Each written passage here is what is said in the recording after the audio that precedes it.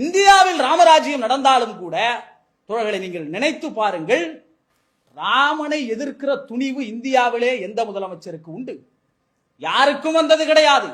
தமிழ்நாட்டிலும் ராமச்சந்திரன்கள் முதலமைச்சர்களாக இருந்திருக்கிறார்கள், ஆனால் அவர்களுக்கும் வந்தது கிடையாது. ராமன் என்ன இன்ஜினியரா பாலம் கட்ட என்று கேட்கிற துணிவு கலைஞர் அவர்களுக்கு ஒருவருக்குத்தான் இருந்தது. ஆக இன்றைக்கு ராமனுக்கு எதிராக யாராவது பேச முடியுமா? அன்றைக்கே ராமனுடைய எதிராக பேசிய கலைஞருடைய தலையை கொண்டு வாருங்கள் என்று சொன்னார்கள். இன்றைக்கு பேச முடியுமா?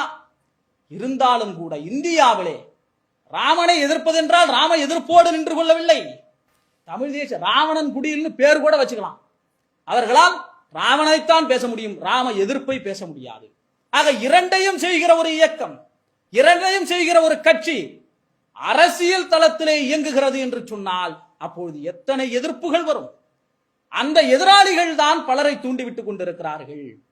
ஏன் திமுகவை எதிர்க்கிறார்கள் என்று சொன்னார்? இந்த பொய் பிரச்சாரங்கள் இப்படி சொல்லப்படுகிறது, பரப்பப்படுகிறது என்று சொன்னால் திராவிட முன்னேற்ற கழகம் அறநிலையத்துறையை பாதுகாக்கிறது.